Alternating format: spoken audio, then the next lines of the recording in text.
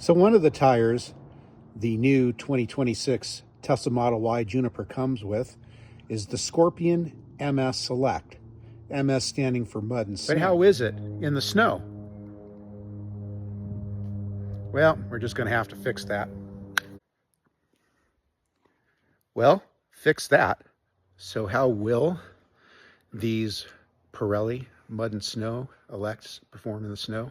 We're going to find out real time, as I got to bring Mrs. Tesla Boomer for a doctor's appointment.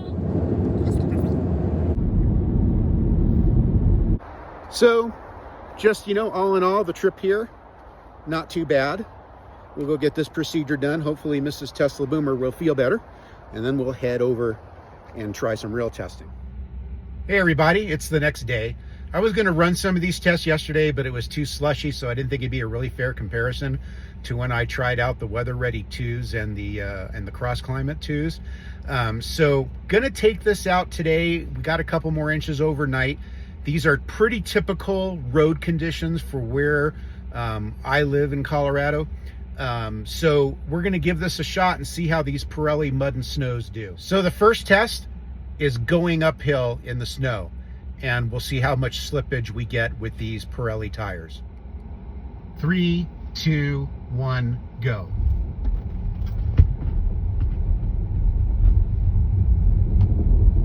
Well, I'm kind of impressed there. It did pretty well. Second test will be a turn. I'm not going to do a crazy turn, just kind of a normal turn as you would drive in these type of conditions, and we'll see if we get any slippage on the turn. 3, 2, 1, go.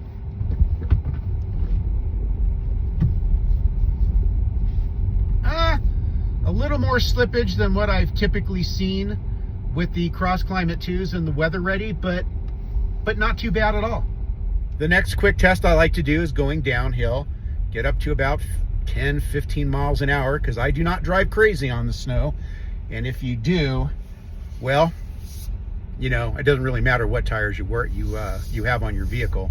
But I'm going to go downhill and hit the brakes and see how controlled we are on these particular tires. 3, 2, 1, go.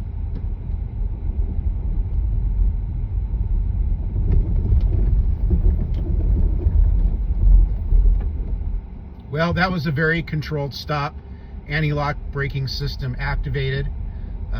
Let's give it another little shot here, going further down the hill.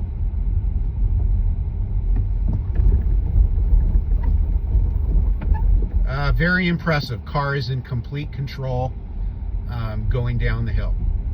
So not bad at all. So I'm gonna try one last test here, and this is a bigger hill in our neighborhood. And I thought I would give it a shot for the uphill traction. So let's give it a shot, and I'll let you know how the traction is. 3, 2, 1, go. And you know what? I can't complain with what's on the ground today. Going uphill, and this is a steeper hill than where I live in my neighborhood back a ways. The traction was really, really good.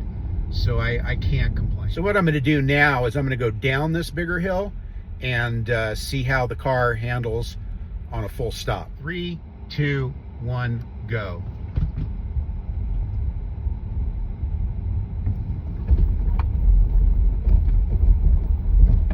No problem.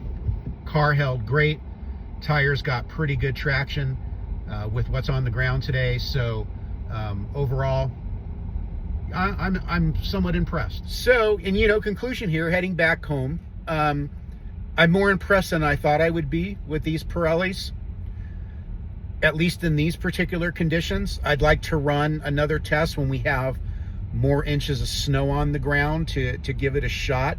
I was doing this to inform all of you out there, but also to help me make a decision about whether I was going to take these tires off in the winter and use one of the other tires that I've tested, or just keep these tires. So bottom line, I'm going to say it again, I'm not a professional driver, but I have been driving since I was 16, and you can see that's a little while. And I drive normal conditions, or normal driving style. I don't get crazy on ice and snow, If you hit ice, all bets are off. I don't care what tires you have. At least at this point, I do understand ice rated tires are coming out, but I haven't seen them yet. So, you know, at least with this first round of tests, would I buy these Pirellis? Yeah, I would, and I'm hoping I don't have to change them out in the winter, but I'm gonna need a little bit more snow on the ground to make a final decision on that. Until then, stay safe and drive safe, and we'll see you next time.